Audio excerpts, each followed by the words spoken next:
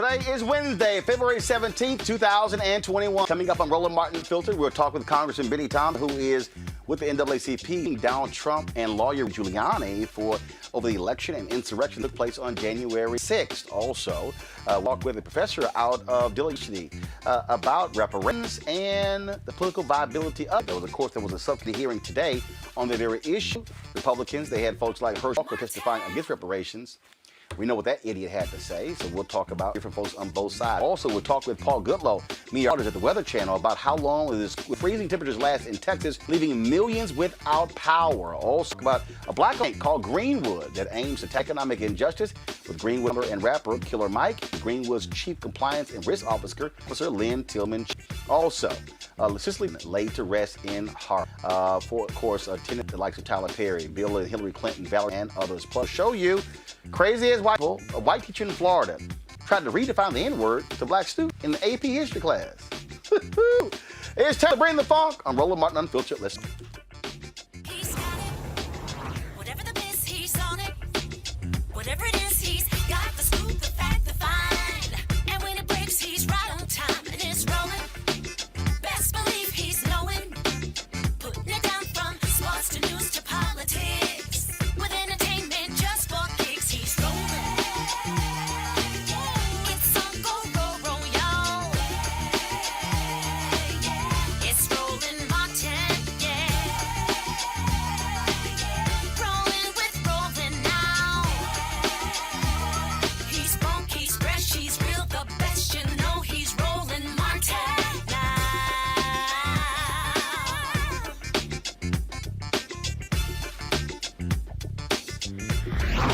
Martin.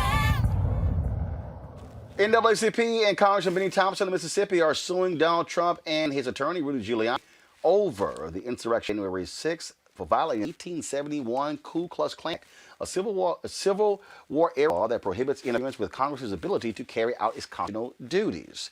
Joining us now is Congressman Benny Thompson of Mississippi. Congressman, glad to have you on the show. First and foremost, why did you and the NAACP decide to file this now? You're the only member of Congress listed. Who are the others? Are you going to have add other names to it? Why file this suit now? Well, thank you for having me on your show first, Roland. It's important that we file the suit immediately after the Senate refused to convict Donald Trump of his egregious activities as president. We impeached him in the House. Senate didn't do what they needed to do. Clearly, Donald Trump needs to be stopped before he really get a lot more people hurt. As you saw what happened on January 6th, he actually sicked that crowd on his vice president, members of the Senate, members of the House, the security people, everybody there. Clearly, he's at fault. This is our way, working with the NAACP, to hold him accountable for those activities on January 6th.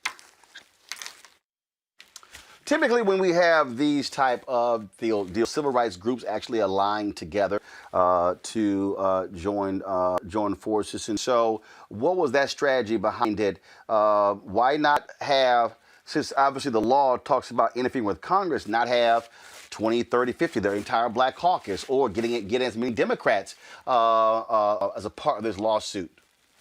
Well, you know, we will bring other people into the suit.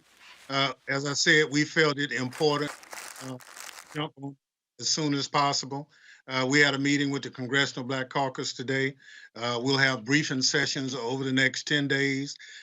There's a lot of interest in joining the suit. It will go forward. I'm happy the NAACP is stepping up, and we can amend the suit.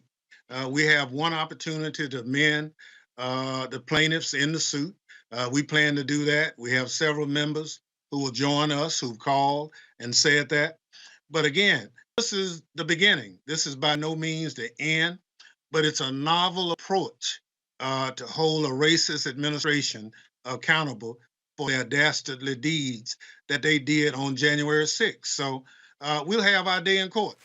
As you know, this act was put together right after the Civil War to protect Southern elected officials from the Klan and other people who didn't want them to come and work in Washington as member of this unified government. So we've had the law on the books since 1871. And here we are pulling the trigger on a 1871 Civil Rights Act, commonly referred to as the Ku Klux Klan Act. And the Proud Boys, the Oath Keepers, are also included in this because they were part and parcel to this insurrection. So we look forward to having our day in court in the District of Columbia. This is obviously has been a very contentious issue, affecting people in so many different ways. And Senator Mitch McConnell stood on the floor and pretty much said that, fine, you want to go to Donald Trump, do it in court. And so, in essence, he was opening the door to civil or criminal action against Donald Trump. Well, we quoted Mitch McConnell in the suit as one of the justifications for doing it because he acknowledged he didn't have the strength to vote for a conviction, but he said, if you disagree with us, then you can go to court civilly or criminally and pursue Donald Trump. And that's what we exactly plan to do by filing this suit. We think when discovery is put together and the questions are asked and the requests for documents are received, we will find a pattern of practice that Donald Trump orchestrated bringing people to Washington on January 6th. If you notice, he right after the election in November and said, I want you to come to Washington on January 6th. It's going to be wild. Now, I don't know what that means to most people, but after that speech and what we saw occurring on January 6th, and he told the crowd, go down to the Capitol where they are meeting now and tell them to stop the steal. Now, and you see what happened when they came to the Capitol. They basically created an insurrection. A lot of people like myself included had our lives at risk for these rioters who are no more than modern day Klansmen. And so that's why we plan to take them to court if we're successful, especially with the punitive damages that we want assessed by the court. We'll put them out of business. And our job and our goal is to do just that. This has been obviously a major issue. And we discussed this yesterday on my show, and Bree Newsom said this, and I agree with her. She said, I don't think that folks country are taking what took place January 6th seriously. That she said this was greatest breach of the federal government since before the Civil War, since really the War of 1812. Well, you're absolutely right, Roland. You understand, in America, since we are the shining example of what a democracy looks like, we settle our differences at the ballot box. And lo and behold, here's this loser who sick those racist individuals that he assembled in Washington on the government that he's led for the last 4 years. But part of what he did was organize the right-wing domestic terrorist element in this country. And so what you saw on January 6th was the manifestation of that 4 years of organizing by Donald Trump. Look at what happened in Charlottesville. The first comment from him said there were good people on both sides. That was an absolute lie. That was not the case. And so the fact that these same individuals wanted to kidnap the governor of Michigan, hold a trial, and execute her. I mean, what kind of people are this?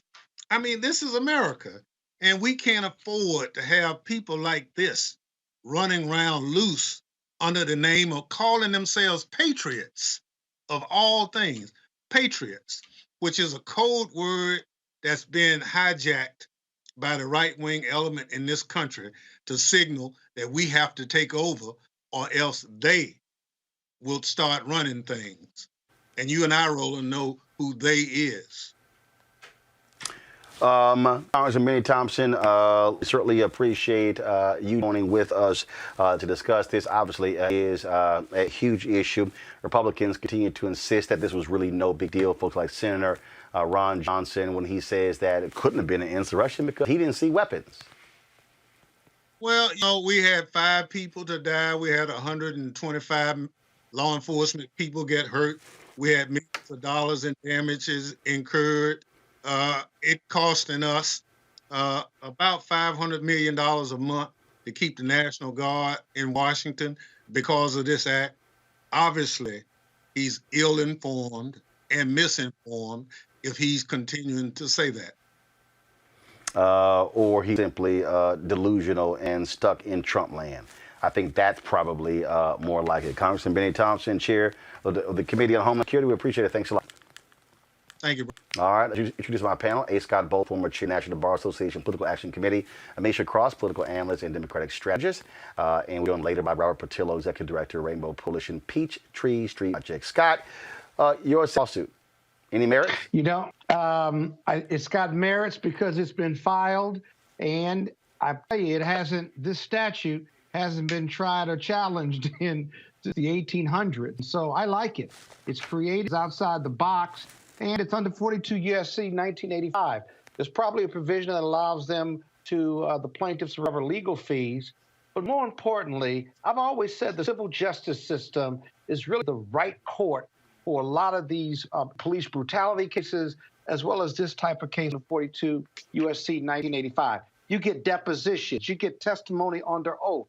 You really want to find out what happened and how they got organized and who did what, and the danger to fulfill the elements of this statute, as old as it may be, is still on the books. You take depositions, you give them interrogatories, you ask for documents, right? And here's the kicker. You request admissions. Do you admit X, Y, and Z? Do you admit? That includes Trump, that includes the Proud Boys, that includes all the defendants, if you will. And while it may take a year or 2 or 3 because of various delays that the defendants will want to put upon the plaintiffs, you can get to the truth through this process. And until a judge or even the Supreme Court says you can't sue them for this, they have standing. These are congressmen who were victims, right? So this case has staying power. Unless the Supreme Court says otherwise, I'm excited about it. And I think it's a real bold, creative opportunity to seek real justice in this country against those insurrectionists. Is this Democrats prolonging, or is it smart to go down Trump in this way? This is absolutely smart. I think that we saw, and many of us knew what was going to happen when the impeachment trial began, that Republicans were definitely not going to find any guilt in Donald Trump. But this is a very ingenious way to go about it. One, because we know who the targets were. We knew who the targets were before the insurrection happened, but we definitely know who the targets are. Specifically looking at the states that President Trump named out, the ones that he consistently tweeted about, the large Black participation in those states, what we saw with the voter intimidation, what we saw with the running of a specific campaign bus off of the road by white supremacists. We know what the call outs to the Proud Boys were. We have all of the evidence of those tweets, even though, Parler had been shut down at the time, even though many of these individuals had gotten blocked from Twitter, a lot of the QAnon folk, but we still have those. Those are archived. We also have many of the individuals who were actually involved on the day of the insurrection, including the crazy shaman guy, the QAnon shaman, who instigated and said plain and simple that he was there because Donald Trump told him to be there. We have all of that evidence, and these witnesses will be called. And I think that as this plays out, we're going to see not only more of the video evidence that we saw during the impeachment, but we're also going to hear from these people. And at this point, they have absolutely nothing to lose. We know that the head of the Proud Boys was an FBI informant. That guy is going to squeal. He's already squealed in many cases. Wow. This is going to go up in flames very quickly. Yeah, Roland, one real quick point. The plaintiffs have the case already. They put the case on the Senate. All of that is public information. And so discovery ought to be fairly limited. You got the targets, you got the defendant, you got the witnesses, and you have the documentary evidence, the video evidence, and you've got the elected officials as witnesses. This case could be ready to go in a month or 2 if it wasn't for the court proceedings or certain delays that the defendants are going to try to do, and they're going to try to file motions. But you could try this case in about 30 days if you're the plaintiff. Isn't it also important with this particular case, the fact that can finally get folks to testify. Because again, the complaints that, oh, no witnesses in the House manager trial of Donald Trump. Okay, fine. Now, y'all want to testify? Let's go. Yeah, me or don't matter. Go ahead. Go ahead. Let me sure. And this process is different because whereas you had to have a vote on every single potential witness during the impeachment trial, you don't have to have that here. This is an entirely different ballgame. And I agree with A. Scott. The case was laid out and all the evidence is already there. It's not like they have to do an extensive amount of digging to set this up. I think that at this point, there are many people who are going to speak. There were people who honestly wanted to speak during the impeachment trial. We just hadn't gotten there. The case is there. The case is there, and they're going to come and they're going to say the things that are going to, I think, help to convict this former president as well as those who he actually instigated to commit some of these very heinous acts. And Roland, one other thing, no one on the defense side is going to want to testify and go under oath. None of them. And Trump would be witness number one. I wouldn't take one deposition without taking his deposition first, cross-examining him. He is not going to go on the record because he may be running in 2024. They're going to fight that like a Dickens. But the reality is he either goes on the record and goes under oath, or his insurance coverage, they settled the case. Look for the possible settlement or resolution. The plaintiffs won't want to settle, quite frankly. They'll get their legal fees, but they really want to put Trump on blast and the insurrectionists on blast and get a civil justice ruling here. What insurance settlement? Because he was, at the time it took place, he was president. Yeah, but he was also head of his businesses. He also still ownership interest in his businesses. They could try to tap the insurance of Trump Enterprises to cover him. Plus, remember, he's got millions of dollars in a campaign finance fund as well. So wherever the sources of money are, I'd settle. If I were Trump, I'd try to settle that case if I couldn't delay it or get it thrown out, because I wouldn't want to go on the record with the very fine lawyers from the NAACP and from the Milstein law firm as plaintiff's counsel. I got to tell you, look for a lot of activity, because this case is going to put every bad actor on blast. And remember this, they can call the senators, Hawley, Cruz, and others as co-conspirators, or at least witnesses who they would argue were co-conspirators, and put them under oath. This lawsuit is going to make a lot of people, elected officials and otherwise, Democrats and Republicans, really, really uncomfortable in this country. This is a lawsuit to watch. Folks, speaking of watching, we're watching what's happening in Texas right now, where millions are without power and the storm continues to wreak havoc. More than 3 million people are without power. Some of the coldest weather experienced in decades tripped many of the state's power plants offline. Some local officials have issued boil water notices and have urged some residents to reduce their electricity usage. While some are struggling to stay warm, authorities warn power may remain offline for days because of heavy snowfall, ice storms, and bitter temperatures that continue to put an enormous strain on the state's power grid. Now, what's interesting here is Republicans are doing their best to try to put the blame on the Green New Deal, which is sort of hard considering it's not even enacted. Joining me now is Paul Goodlow, meteorologist at the Weather Channel. Paul, glad to have you back. Let's talk about how bad it is. You, first of all, folks from Austin to Houston, Dallas, San Antonio, I mean, all around the state, it's as if there's this, so where does it even come from? It's as if the entire middle of the country all got the same Arctic blast.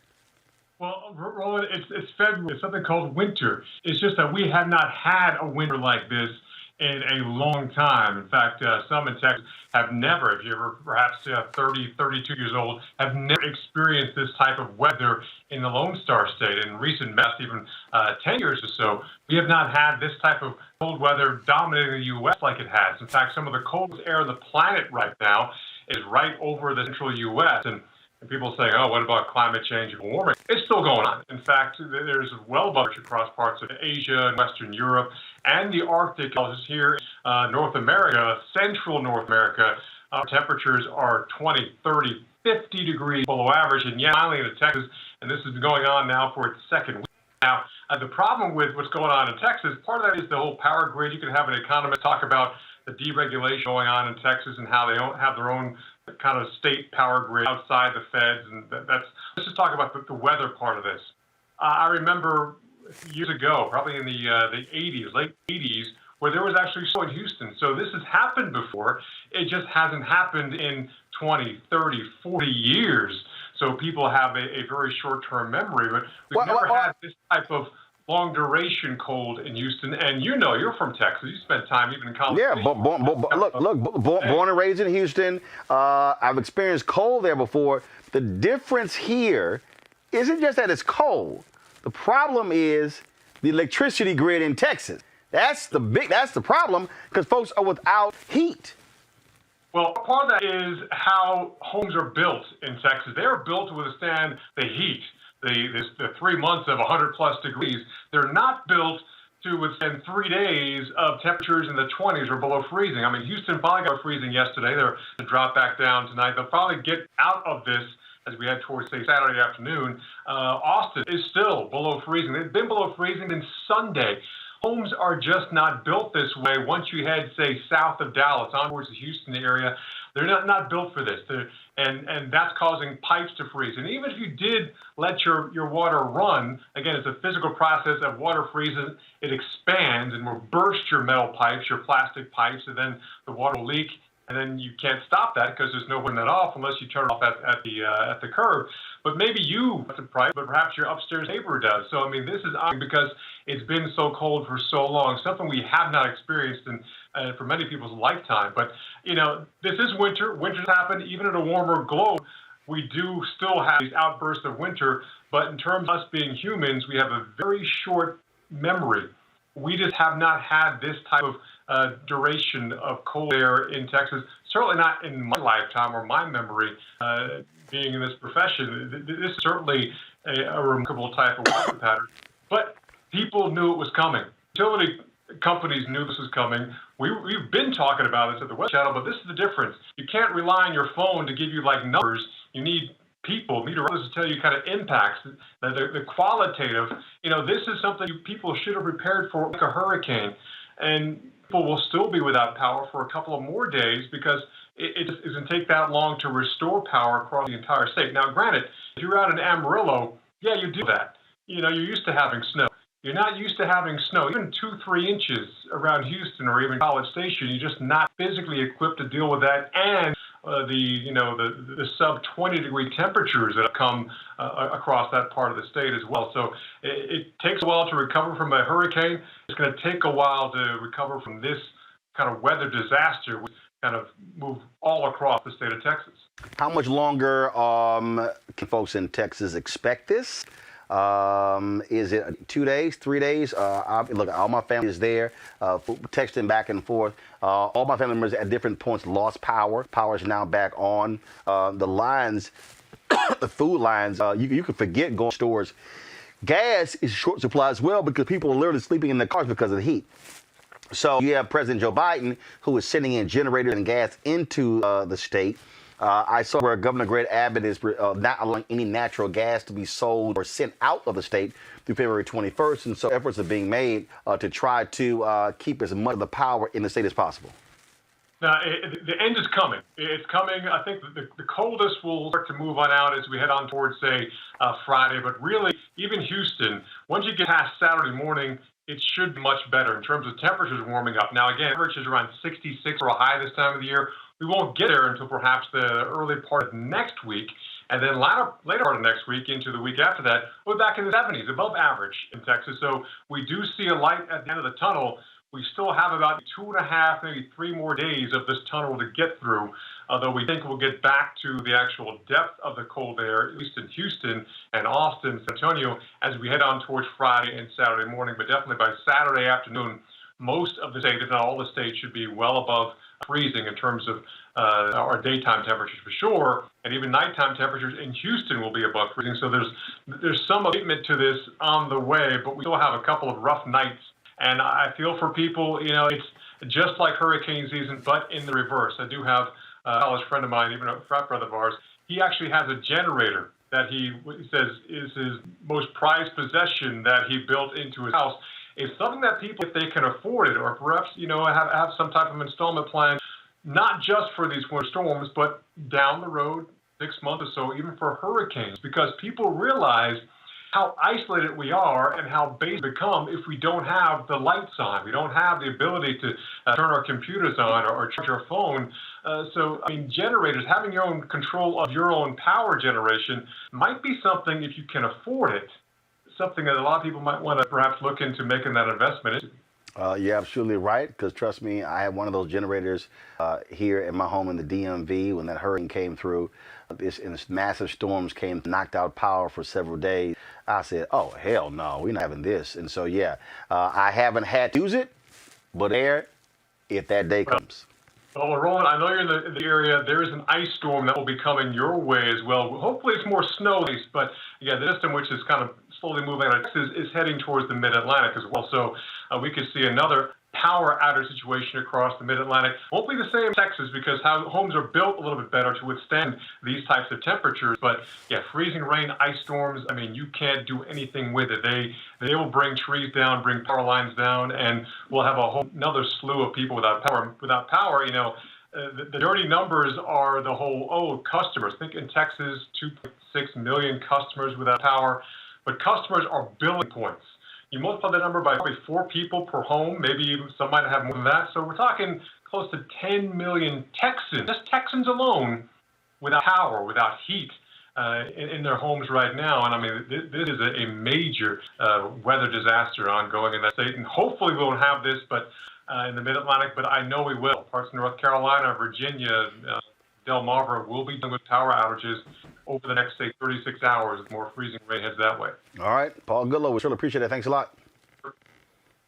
See, Scott, that's what happens when you have Alpha Man on the show. He's an alpha? Of course. Don't hate. Oh, I mean, my goodness. I know it I pains you. Here's like a nuke. But you know you're very wrong. Misha, here's what's interesting to watch Republicans just completely lose it.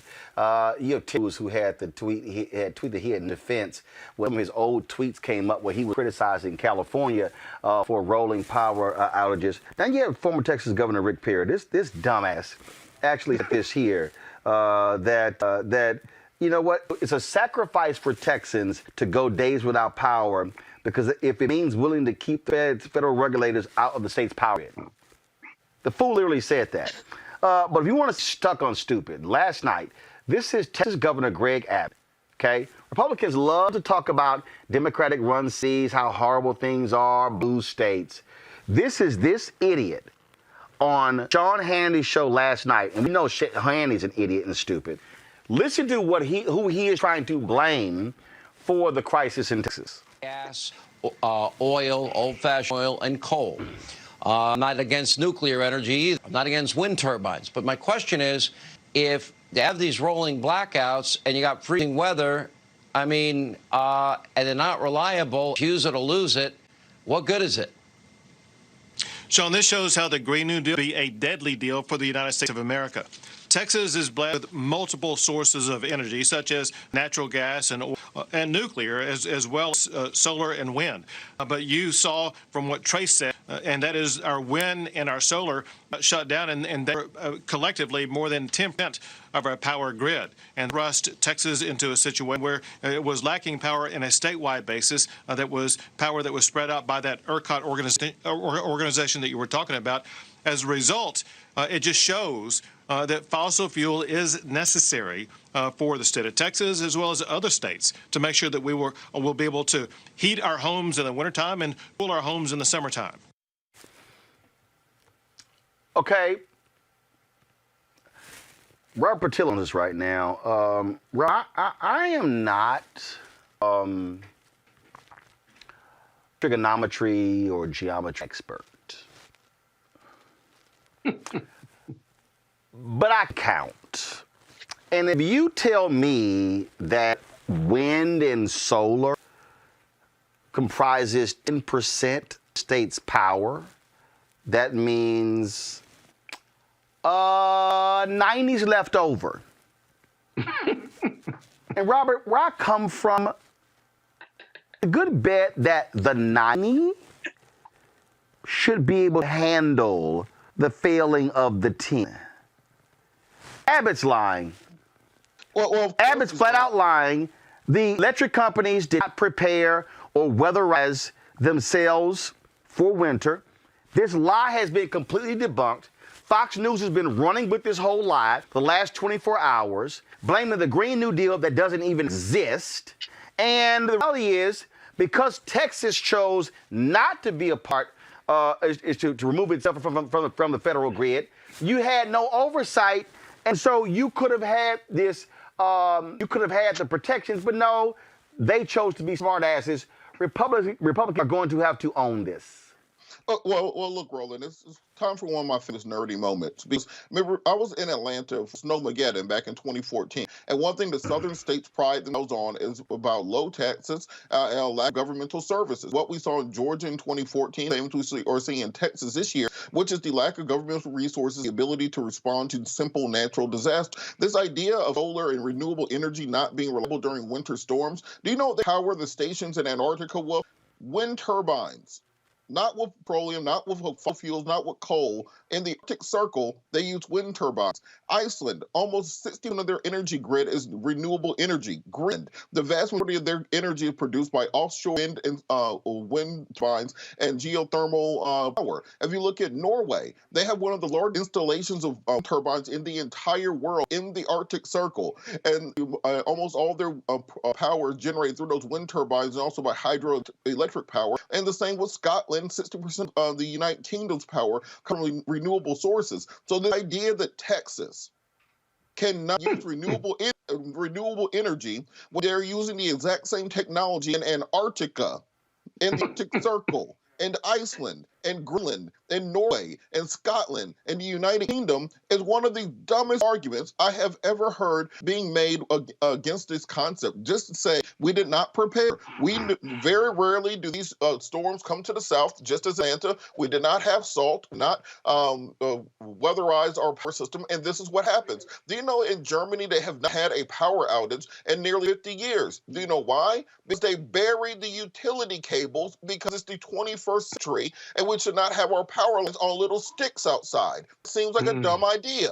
So that's what we have higher taxes when you invest in infrastructure, you bury the power lines, you weatherize your grid, and you don't have these issues, and then you can still use sustainable and renewable power. But because Republicans are in the pocket of big oil and the fossil fuel industry, they will find any excuse to blame things on fossil fuels, when in reality, the reason we're having these new weather patterns is because of climate change. We did not have ice storms and storms like this in the deep south when most of us were growing up. The weather and the climate are changing because of human action, and we refuse to do anything about it. Then you're going to have to buy more snow shovels and boots for Texas and more suntan lotion in Minnesota because our climate is completely whack. The thing here, Anisha, that's just laughable. My home state is the energy capital of the United States. The energy capital. I would think that if you're the energy capital of the United States, you know how to output energy. You're absolutely correct. And to hear Republicans basically chase their own tails on this, meanwhile trying to find anything and everything to blame, has been amusing, but also highly detrimental. On the one hand, we're literally watching people die who are trying to heat themselves by, sitting in their cars or letting their cars run, and they're having all of this carbon monoxide poisoning. But on top of that, we're also seeing a state that has been warned multiple times. I've worked at the EPA. The state of Texas have been warned for the past 10 years that they needed to need to innovate. They need to change their power grid system. They needed to have an understanding of what could happen, because they're supposed to be here to mitigate disaster. We knew that climate change was happening, whether Texas Republicans want to believe it or not. The science shows, the evidence shows that it has been happening for quite some time, and they were warned and they were given recommendations, and they decided to basically wad those up and throw them away. What we're seeing from people like Greg Abbott, what we're seeing and hearing from folks on Fox News, is basically trying to find anybody and anything that they can blame for their own cognitive dissonance. It's really upsetting and it's tragic, because we're watching hour by hour people lose their power, not knowing when it's going to come back on. Many of these are also are also have disabilities, or people who have young children, people who have elderly folks at home, people who are impoverished. Not everybody can afford or find a generator. That's not available to everyone. I think that there's a frustration that exists. You have a government that continually denies people access, but also one that ignores common sense, one that has been warned and given alternatives multiple times and continues to go against it. And when everything hits the fan, they blame the Green New Deal, which is something that hasn't even been passed by Congress and does not exist. It's just laughable that you have folks who just can't accept it. Congressman Dan Crenshaw, Republican, was again one of those folks, but for all these tweets complaining about louts in California, now he's embarrassed when they're pulling the receipts out. Well, we're gonna got to get them fixed in Texas. Yeah, because you look like a damn fool complaining about California. Oh, those liberals in California, and then guess what? Republicans have been running Texas for the last 2 decades. Yeah, Roland, you're absolutely right. Now you watch what's going to happen here. Just like in New Orleans years ago, we're going to move on from this, right? The snow's going to melt. They're going to move on, and they're not going to allocate any money to fix that grid or to put power lines underground or to do what they need to do for the next big snowstorm.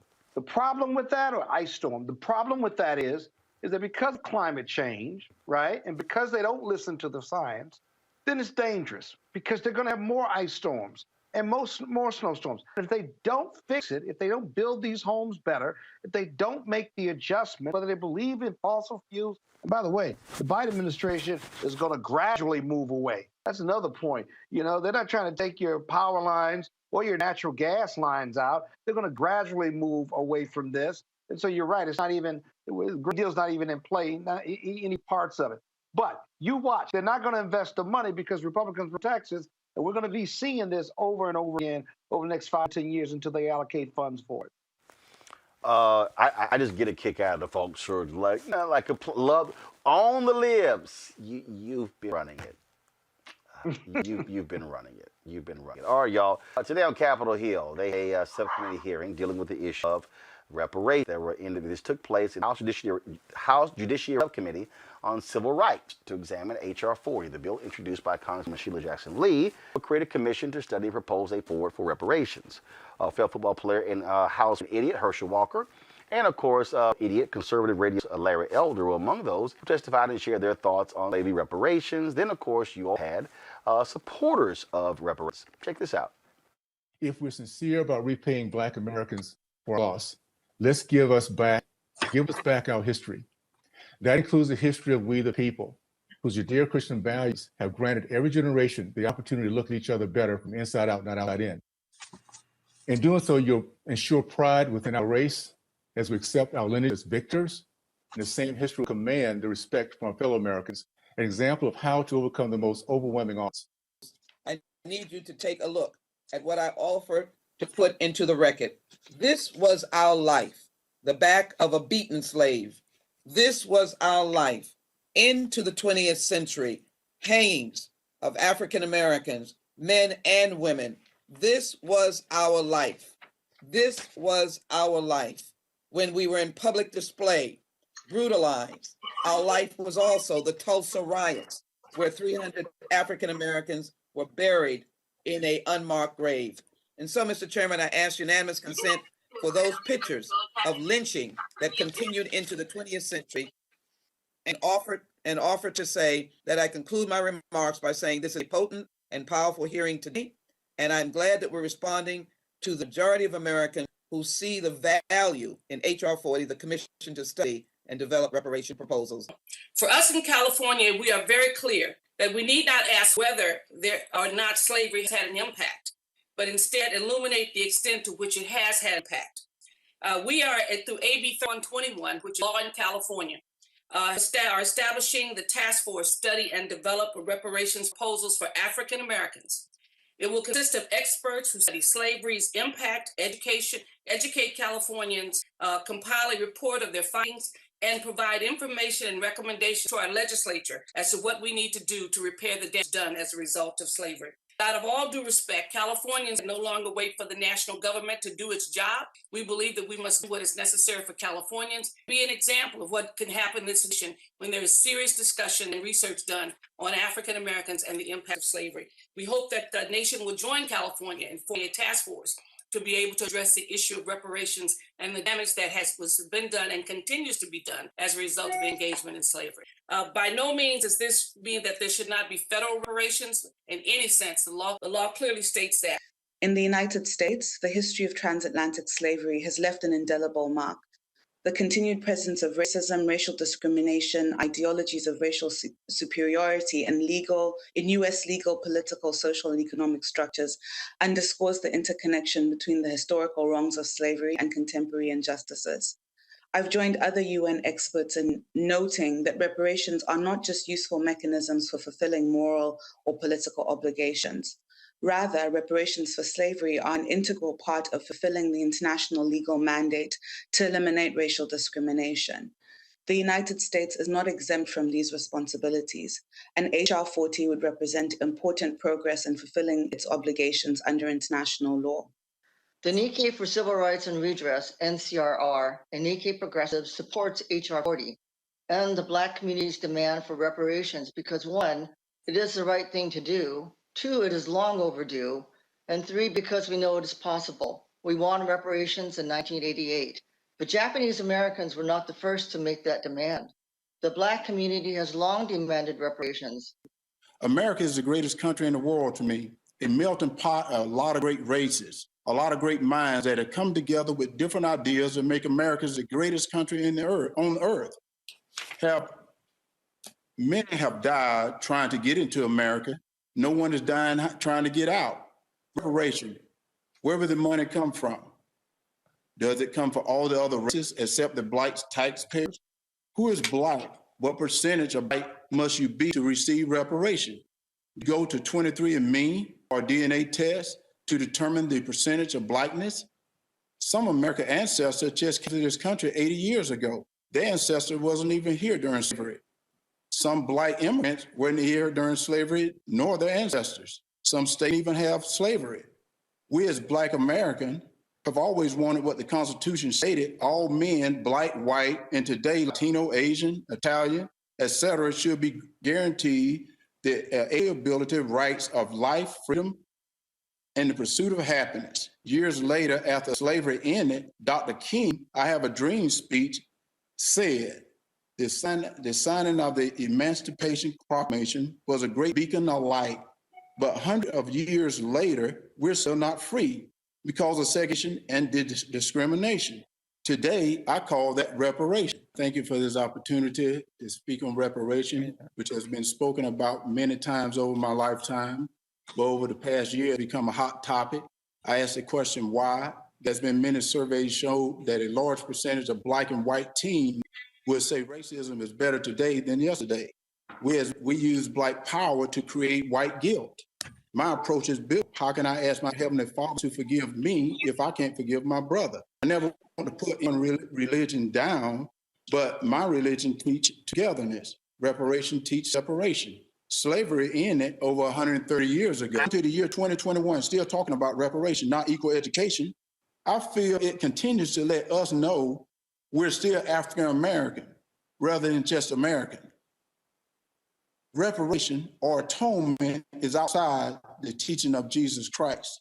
Black people are a race of overcomers. And it talks about the fact that despite all the problems that have been brought up in this about racism, about slavery, about Jim Crow, Black people have overcome a point now where only 20% of Black people are below the federally defined level of poverty. Still too high, but in 1930, that number was 87%. And 20 years later, that number had been reduced to 47%, a 40-point drop in 20 years. That is the greatest 20-year period of economic expansion for the history of Black Americans. I believe that came before the versus Board of Education decision. They came before the civil rights of 1964, 1965. Despite all of this racism, all of this prejudice, Black people still overcame. I also find it ironic we're having this hearing 13 years after we elected and then re-elected the first Black president of the United States. And my dad always told my brothers and me the following: hard work wins. You get out of life what you put into it. You cannot control the outcome, but you are 100% in control of the effort. And before you complain what other people did to you, go to the nearest and say to yourself, what could I have done to change the outcome? And my dad always told us this: no matter how hard you work, no matter how good you are, sooner or later bad things will happen to you. How you respond to those bad things will tell your mother and me if we raised a man. And my father always said this about the Democrat Party: they want to give you something for nothing. And when you're trying to get something for nothing, you must always end up getting nothing for something. H.R. 40 purports to establish a commission to do a comprehensive investigation into the wide scope of harms committed and the range of injuries still being suffered by 48 million Black people in America. The highest standard of reparation is needed to adequately address over 400 years of atrocities and compounded and concretized injuries the community endures. No quick fix, no singular action, or tweak here or there in existing policy would do. America must engage in full reparations. How can a nation truly heal if it takes no action towards acknowledging the full scope of pain and dressing the punctured wounds of racism? The U.S. government has created commissions in the past, like the one proposed by H.R. 40, to document and remedy violations. Rather than asking why at this stage, Congress should be asking how. How can we provide comprehensive repair for our grave and systemic failures connected to slavery, and what steps must we take to get there? I urge Congress to account for and repair systemic racism rather than ignore it and embody it. We are at a defining moment in U.S. history, and reparative justice for the legacy of slavery demands facing the urgency of now. I'm here today to let you know of our strong support for H.R. 40, originally authored by the great John Conyers, as we mentioned, and presently shepherded by you, Congresswoman Cicely. This legislation is long overdue and should be put into place this year. My hope is that as the 117th Congress gets underway, that you will sign on to this bill as co-sponsors, everyone who hasn't joined so far, and do all that you can to ensure its enactment.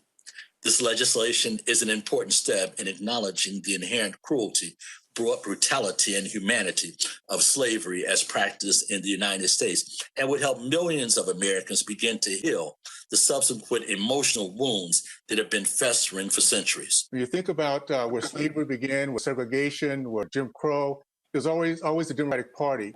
Earlier we mentioned the 40 acres and a mule. That was ended by a Democratic president, Andrew Johnson. We talked about the KKK. That was a Democratic terrorist organization that actually was ended at the end of 1880s, but brought back again by Woodrow Wilson in 1915. And by the way, the lynching that we're talking about is horrendous. 4,700 people died by the hands of mobs. 1,300 of those are whites, Italians and Catholics, because we're looking at a people that were just angry, evil people that hated anything that was different from them. So I think it's important to keep that in mind. And if we want to talk about reparations, let's look more specifically in terms of the people that actually did it. It wasn't Americans. Americans fought against that. That's why we end up winning and defeating slavery, because so many Americans decided it was an evil thing to finish up. So I wanted to make that point. And I say, the hard truth is, and I say this, and don't mean to offend anyone, but I said the African American community have to come together as a group to take care of our own. That's one of the big problems we have. We will not take care of our own. Boy, so a whole lot of comedy, and joining me right now is Dr. Robert Collins, Urban Studies, as well as Public Policy at Dillard University. And of course, I still have my panel here. Doc, 1/5 Americans of reparations. And from a political point, that's where it is. Look, math is math. You need 218 votes. You're going to need 60 votes in a Senate, and you got to have a president to actually decide it. How should those who support reparations, what is the political pathway to get it? Because again, we can have hearings, we can have conversation, we can have dialogue, but you gotta be able to get the votes. Well, I think the current path being pursued, where you're going to have a commission to study it first, is the correct way to go. Because if you can have a study and then you can come forth with evidence, you can gradually build support over time. But Roland, I mean, we all understand the politics here. I don't think anybody's under any illusion this is going to be a generational fight. This is not going to happen, overnight. This is you've got to build the support in the individual congressional districts to put the appropriate pressure on the members of Congress, before you could get it passed. So it's gonna be a long. Isn't it also, if you're again putting your pathways, that you don't entertain any conversation about cost? Because again, if you're creating building blocks, where what you're saying is go through the study, establish that. What always happens is folks go, how much is it going to cost? I mean, folks love to jump to that. And to me, you haven't built any sort of momentum to get to that point.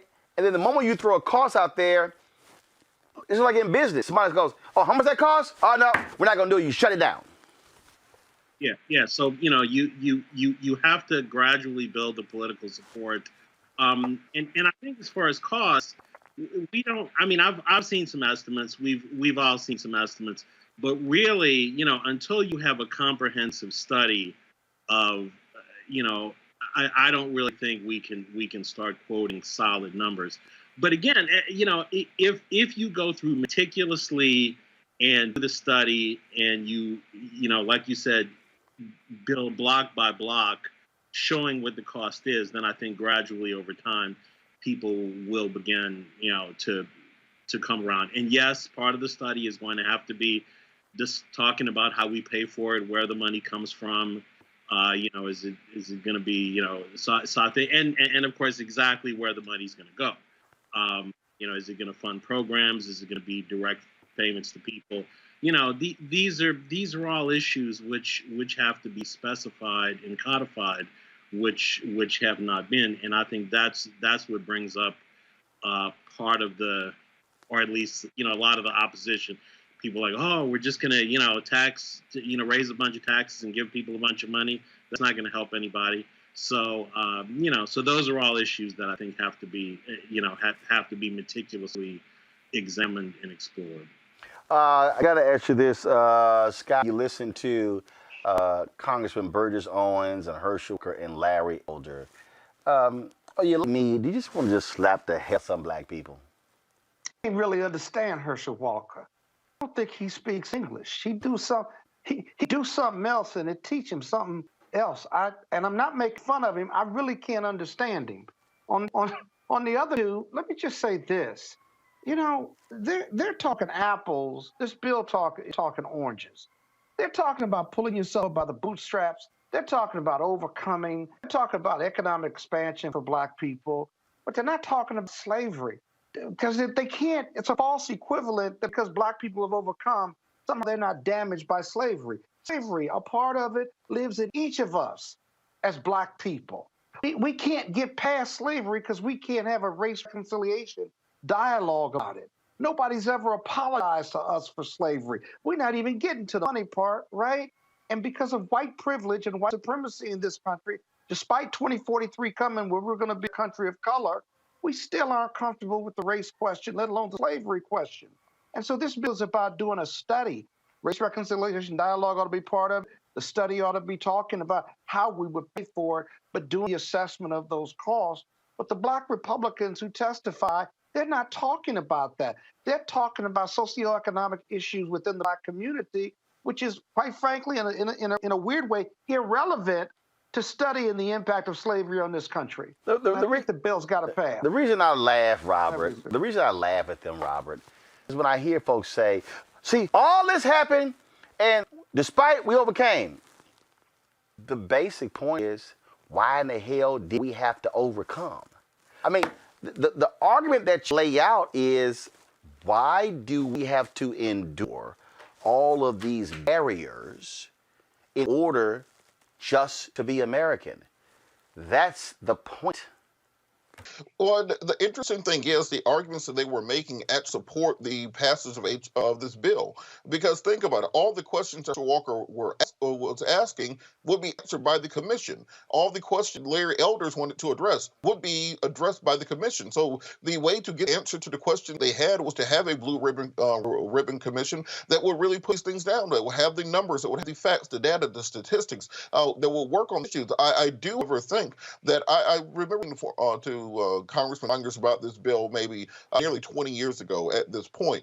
And he made the point then, and I think many people have made the point now, you don't have to go through Congress to have a commission of this nature. The White House, the president, by executive order can create a blue ribbon commission to do all these same things that this legislation would do. All that is needed is the political will on the part of the president. So I think that in order to make this easier, particularly for Democrats who are in swing districts, Warnock, example, barely had a very close race, and David Perdue was already to run against him. Instead of putting this pressure on Congress, do this by presidential decree. Have come directly out of the White House. It'll be free from the political pressure, and then we can at least get steady results in, so we can start talking about how to turn that into legislation. Now, let's be clear, Amisha, it's not going to be free of political pressure at all, even if you do out of the White House. One of the reasons why they have presented for the Congress, because it would be the Congress that would have to handle appropriations. Why folks want it done through, and the piece is, if Congress does it, then it doesn't go away if you change presidents.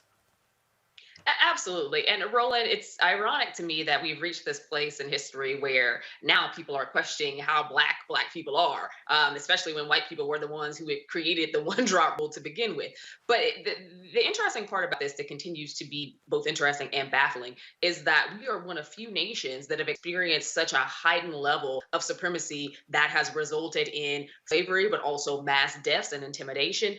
And we see it at the systemic level. However, it becomes so difficult to even have the conversation about reparations where, Jewish people got reparations. Nobody saw a problem with that. We've seen reparations given to Mexico. We've seen reparations given to multiple countries over time. However, when it comes to African Americans in this country, the conversation is, oh, do you need to do a 23andMe?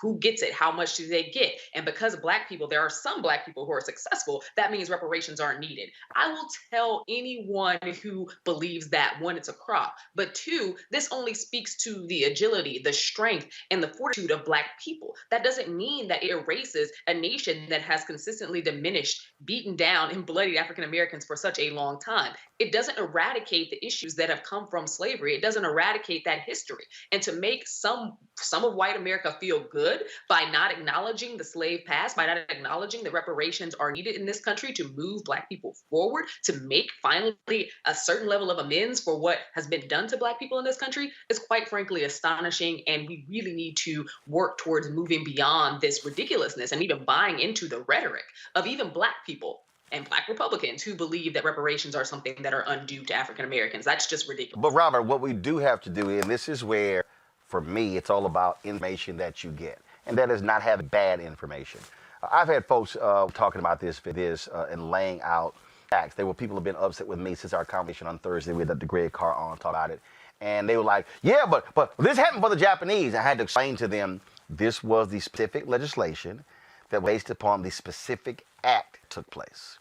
Then they cited something else. I said this was the specific thing. Part of the issue that you're going to have to deal with here, for all the people who are yelling reparations for descendants of people of African descent, you have to also get over the hurdle of the specific incident, which is why when others have talked about, when you talk about those who were directly impacted by federal housing, Jim Crow laws, with the housing policy, who are still living, applying it that way. When you're still talking about folks who, of course, survivors of Tulsa, and of course, then dwindling since this thing started 20, 30 years ago, even longer. And that's also part of the deal here. What I keep saying to black folks is, don't let other folk, all these YouTube historians, get you so wrapped up in misinformation without understanding how other settlements and bills became reality. People, look, there was a black farmer settlement, billions of dollars, but that was specifically for black farmers and certain acts that took place. That's also part of this. And so I think a lot of times folk just jump on information thinking, oh, well, they gave money to this group and that group, but you got to ask what actually happened and why was it given. I think this is why. Well, hold on, Robert, that was for Robert. That was for. I'm sorry, Professor Collins. Go ahead. Okay, thought it was for the. No, I'm gonna go to you. Then I'm gonna go to you. Then Professor, I'm gonna go to you. Then I'm gonna go to Robert. Go ahead. I'm sorry. Okay. So yeah, I think each one of those situations that you just talked about was were reparations for a very specific set of circumstances, a very specific historical act. And in those situations, you actually did have studies. You did have studies done, and things were specified and codified, and so I think the best thing to do when you're talking about slavery reparations, even though of course you're talking about a much bigger group and a much more complex group, is to follow what has worked in the past for reparations and to do the study and to set out the specific circumstances, the specific history. As you said, you mentioned housing policy. We can look at the very specific set of historical federal policies that have kept a large segment of Black folks in poverty. Just set out the historical argument and then specify where the damage was done and then specify where the benefits have to go. So I think we can follow those models, which, while they were politically problematic as well, were successful. But of course, we're just going to have to, because the level of complexity is high, we're just going to have to do it on a much larger scale when we look at slavery reparations. But sure, let's look at the models that have worked and how money's been dispersed in the past, and let's learn from that and follow those models. Tillo. Well, one of the things I try to impress upon my conservative friends is you cannot be pro-Israel and anti-reparations for African Americans, because the entire argument was exactly the same against the creation of the state of Israel, which is this is an ancient wrong which was done against the people. How do we do this, that, and the other? But the state of Israel is there. So the same way that we were able to work that out and fed out how to make that a thing, you can the same thing with figuring out reparations for African Americans in this country. And frankly, we do not need to wait for Congress on this. We have so many HBCUs in the country, so many philanthropists. One well-funded study would harness the power of the intellectual knowledge and the institutional of our higher educational institutions, could put this report together for Congress and work out these issues for them, and then simply call the hearing on it. So we need to pass legislation, but we should not let that be the end-all, be-all of what we do as we fight towards this end goal. The thing here, again, Scott, what is interesting when you listen to the debate, when you listen to folks on multiple sides of this, it still goes down to how do you create a non-Black strategy? I mean, you can sit here and look, you got Burgess, you got Herschel, you got Larry Elder, whatever. Bottom line is here, 218. That's what you got to get, House. You got to get to 218. You got to figure out how to get to 218. Yeah, and to do that, you got to be able to count one, and you got to make them do it. The other thing you talk about 218. What about if the bill does pass and it gets past Senate and it gets to the White House? Right? Are they going to sign it? There's no guarantee they're going to sign it. You got to make the president do what you want him to do simply because he supports it or is giving lip service to it. You got 600,000, 700,000 disenfranchised people in the District of Columbia who don't have a vote in the Senate or the House. And the Democrats support that, and the Republicans don't, and we continue to suffer in the District of Columbia. So I think that the Congressional Caucus, for one, I think hitting people who are financial supporters of those 218 and committing to them that it's the right thing to do. I don't think it's a comparison to the Jewish state versus African Americans because we are of the darker hue. But my point is that given this racial consciousness to higher level, there's no better time to push this right now because you have a lot of white people who believe that Black people have been oppressed and that Black lives matter. And so it's got to be a full court push. If you take a day off from it, it's not going to happen. And then you got to make the president sign it once you get that 218 as well as Senate. But I do think, Amisha, I hear Scott's point, but I do think he's wrong in this respect. What Robert is suggesting that when you're making the argument, you have to make the argument with regards to how money is being distributed by the federal government. And so when I was talking about the specific examples, Japanese Americans internment camps, the settled black farmers, Native Americans, what Robert is saying is, wait a minute, y'all critics, y'all say bootstraps, pull yourself up, no handouts. What he's saying is, why are we giving Israel billions of dollars a year? They're their own country. You got your own money. Do it yourself. Herschel Walker was in the video and said, black folk need to do for themselves. Okay? So what he's saying is, use America's largesse against that argument to say, so that's cool, but this isn't. That's fine, but this isn't. So tell me why.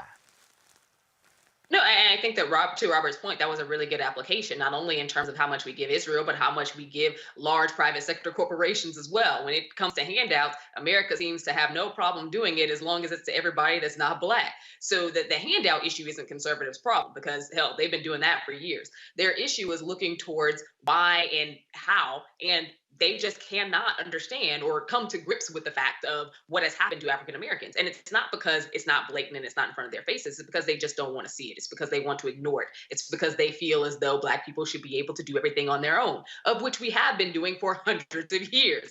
And another point that Robert made that I thought was intrinsically very, very smart was that HBCUs can do that research and produce the information that is needed. And I think that Congress is going to, Democrats in Congress are going to have them do it anyway. Many have already been working on it for years.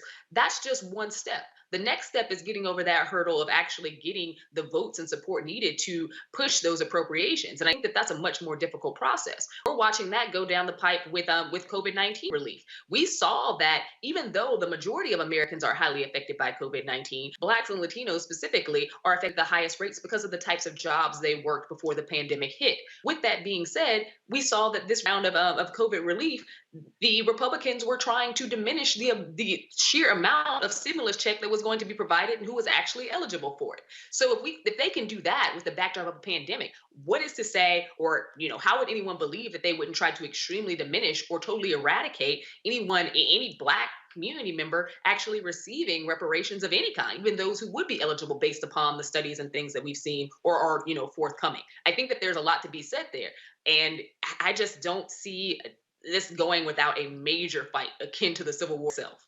Professor, final comment. It's going to be a long fight. I don't see it happening during the current congressional session, and so this is going to be we have to dig in because this is going to be a many years fight. I do agree with that, which is why, all these folks said they got mad at me because they said, somebody asked me on Twitter, I don't know, 10, 12 years ago, what I think, and I said, pipe dream. And I said, show me where you're going to get the votes from. And that's why. So people are like, well, why aren't you fighting for it? I said, what I'm going to do is, I said, I'm going to maximize my opportunity right now to fight for the billions of dollars the federal government spends currently to make sure you're getting a part of that. I said, now look, if you want to make this your primary thing, go right ahead. I said, but somebody got to fight for the money right now. I said, so that's one battle. This is a battle. And right now, there are billions. The federal government spends several $1 trillion a year with this federal budget. The question is, when it comes to all those contracts, how's that growing black businesses? Who's going after that money? How are we going after the pension money? That's black and brown dollars right there. And again, you have to have a multi-pronged strategy. And so I say to the folks who want to make it their mission to fight for reparations, go right ahead. But I'm not going to ignore the money that's sitting there right now. It's our taxpayer money. I'm arguing not with white folks on how to get taxpayer money over there. I'm saying where the money right now for media spending. Where's the money right now for the Pentagon? Where's the money right now that black people are getting when it comes to COVID vaccine? What about the black firms that are trying to launch testing companies? What about the dollars being spent in commerce and health and human services and being spent in the USDA and on and on and on? There are billions sitting there right now right now, actually have the megaphone to yell and scream to make sure that we're getting our fair share right there. And so that's also my plan. Professor, I appreciate it. Thanks a bunch. Tell my frat brother, Dr. Walter Kimbrough, said what's up. That's right, Scott, another alpha man. Scott, Professor, I don't know you in the fraternity, but Scott get a little upset because he's a Kappa, and you know. Kappas on. We qualified speakers too. Scott, y'all don't do much in terms of quality work. Professor Cos, I appreciate it. Thanks a lot. Thank you. All right, y'all, got to go to a break. When we come back, we're going to keep the money about the new Greenwood Bank. We'll discuss that. And we got our crazy ass white people segment as well. Plus, it's Tech Wednesday. And we'll be, we got all that. So there's a whole bunch left.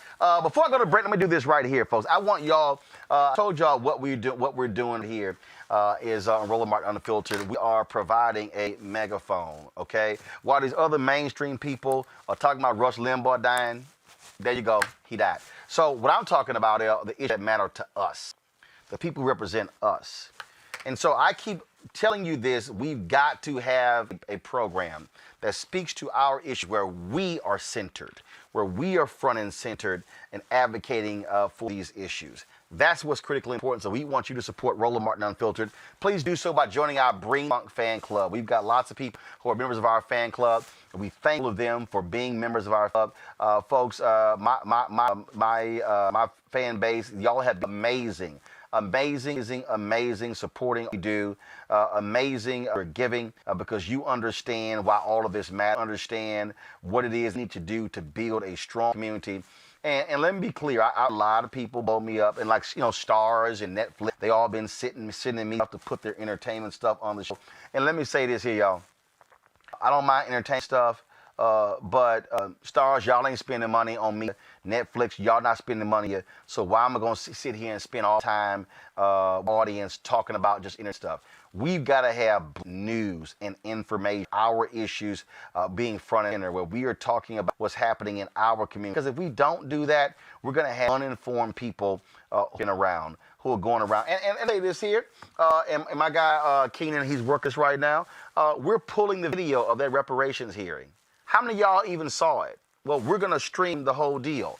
Why am I saying that? Because this is about us being able to speak to our issues on these particular platforms. And so that's why we're doing it. You support us. Cash App, $RM Unfiltered. PayPal.me/R Martin Unfiltered. Venmo.RM Unfiltered. Of course, Zelle, Roland. Don't forget when you give to us on YouTube, we only get 55% of your donation. So give to us via Cash App, PayPal, Venmo, or get 100% of your support because your money is going to support the thing we are doing. Got to go to a break. We'll be back on Roland Martin Unfiltered. I'm in the world of fiction. That's what I do. I'm an actress. I spent 35 years in this business. I've been in the business since I was 14. I was discovered in a basement theater in Philadelphia, a basement called Freedom Theater. And that's what I do. I play for a living. And I look and see that we're in a world that, that it's bizarre where you can't tell the fake from the real. These people are not faking it.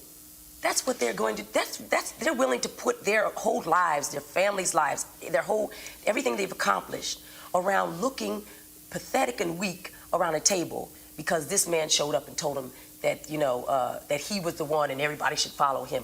He didn't even have a good argument. He's not Martin Luther King. He has no words. He has he has nothing. He's just rich and white and male.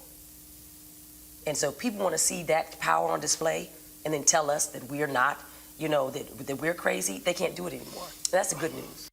Hi, I'm Vivian Green. Hey everybody, this is your man Fred Hammond, and you're watching Roland Martin, my man, Unfiltered.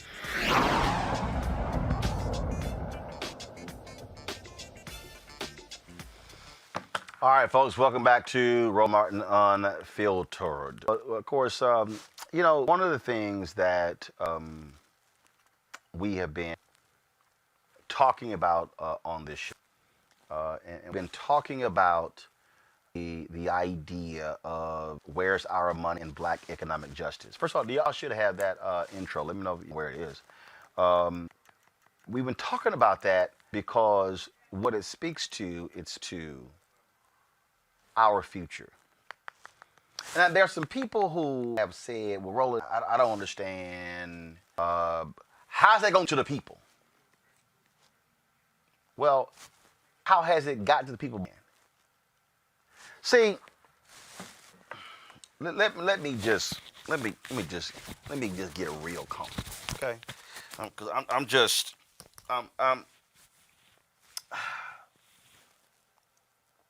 there's some people who really piss me off when we start having these conversations, because there are some folks in our community who are so good and adept at whining up problems, but literally having no plans for the. I'm a firm believer that if you have a problem, then you have a solution, and then you're able to offer the solution. And so I find it interesting when we talk about, when I hear these people holler, yell, scream about reparations. But then they love to whine and, the black elites, the black business class. Well, who the hell do you think is going to fund stuff? Who? Who do you think hires? Who? And I get a kick out of these fools who post on my Instagram page, Twitter, Roland, you remember the Boule? Which I went 5 years ago. Same dude. So when I was for black folks before Sigma Pi Phi, so what the hell was I then? You one of them alphas. I hear the same fools. See there y'all Masons go. Please explain to me how black people have been able to do things if you do not have institutions. I got some fool on, some dude on you, Dre Smith. Where are you going with this? Well, if you pay attention, Dre, you will understand where I'm going with this. And if you listen, you will understand how I'm unpacking this. What I'm laying out you, that the pathway forward for black America ain't a collection, the individual, this person. We have been able to survive because we have had institutional power and infrastructure, which I define as pillars in our community. So when the people run their mouths and complaining about, well, at Reverend Jackson, you like Operation Breadbasket did. You can't act like Rainbow Push wasn't significant. Scott, I love people talk about, we knew black media. When you standing on the shoulders of the black press, NMPA. That's right. When you're standing on the shoulders of Charlotta Bass and A.I. Scott and Robert Abbott and John H. Johnson and John Sinstack, and I can go on and on and on. You have to have institutions in order to advance agendas, and not what I call these YouTube historians with the made-up groups, a collection of individuals who just run their mouths and they're not actually moving people down a proper path. So we talk about black power, black business, and support black banks. But are you actually doing it? My next guest are speaking to what we're talking about because they founded a black-owned banking system called Greenwood, a mobile banking platform inspired from the early 1900s Greenwood district, where the recirculation of black wealth took place regularly, a place where black businesses thrived. Aiders of Greenwood aim to tackle economic justice. I'm going to talk to them in a moment. But I'm setting this up for a reason, Amisha, because if we as black people, let me just be as just clear as possible to anybody who's on YouTube, who's on Periscope, who's on Facebook. If these stuck stupid fools keep shitting on your black institutions, how in the hell do you can leverage power? If you're trashing the black friends and the sororities, and Boulay, and the Lynx, and the Masons, and the Eastern Star, and you're trashing the black church, just explain to me, please, how in the hell you think you're going to be able to leverage something if all you do is trash all the various black entities that make up the black infrastructure. Any one of y'all can start. Roland, it comes down to a large portion of, sadly, younger Black people being part of this new woke. And new woke means that you get to rip apart institutions, and many of those are institutions that help Black people get to the advancements that we have gotten to, like what we've seen from HBCUs and the graduates that exist, like what we've seen in Black press, like what we've seen in a lot of our early Black economic centers across the country. I think that it's frustrating, but it also goes to show something you somewhat explained a little bit earlier, just a strong lack of historical context. In this push to shake things up and basically light institutions on fire, they lose the understanding of how we got here, why it's so important to elevate these individuals who came before us, who actually paved the way, but also they lose a lot of the knowledge base of what they designed and how we're able to still utilize a lot of those things. We talk about that in context of the NAACP. We talk about that in the context of all of our legacy organizations, the National Urban League, the Rainbow Push Coalition. We talk about it in terms of the sheer amount of civil rights leadership and strength that was built out of the Black church. I can't name a single civil rights leader or forebearer who did not get their start in that church, who did not get their start by building their leadership and understanding how to organize communities from what they learned in that church, how to speak to individuals who were in peril and who were downtrodden and who felt as though all of their options had been exhausted. That is the type of historical understanding that is necessary to be able to move America forward, specifically within the Black community. And it's very depressing to watch time after time a lot of these new wave Black people come about and totally diminish main sources of social empowerment and justice. Misha, I think it's more than that. I take it a step further. It's that self-hate, new and old. Stop talking! Hold on! Well, I didn't hear you tell me not to. Because you running your mouth. First of all, see, no, because here's what happened. Amisha wasn't even finished, and I heard you sitting there trying to sneak in at the last second. I'm done. Listen. Robert Patil, I'm gonna go to you. This is a perfect example. This fool, Michael Coates on YouTube. What those groups done for our communities, Roland? Nothing. See, if you can't even acknowledge that Black America doesn't even get to 2021 without those groups. Because when people say, what have those groups done? Those groups are made of Black people. So when somebody says, what have those groups done for our community? What you're saying is, what have those millions of Black people done for millions of Black people? Well, Roland, there's a dialogue between Plato and Socrates where they discuss the critic in this own society, where they say they are as numerous as they are fickle. There's always going to be critics. There's always going to be those who complain about everything. If you look at some of the runs back and forth, where Garvey addressing Du Bois and the power structure there, he called them deep Negroes, ones who could not be trusted, who were split in their allegiances. There's always going to be these dialogues and these conversations. The point that has to happen is where people have to finally come together and decide that if regardless of what the rudder is, the apparatus is, we have to be facing one course inside to move in that one direction. And any amount of tearing down and destruction and art against your own people is not going to be helpful. So you're part of the problem, or you're part of the solution, or you're part of the problem. More people want to be part of the problem than want to be part of the solution. And I really laugh at all of these super conscious, fake ass people, Scott, because Stokely Kwame Ture says you can show me any Black leader who accomplished anything without being a part of a Black organization. Yeah, you're absolutely right. But I think it's deeper than that.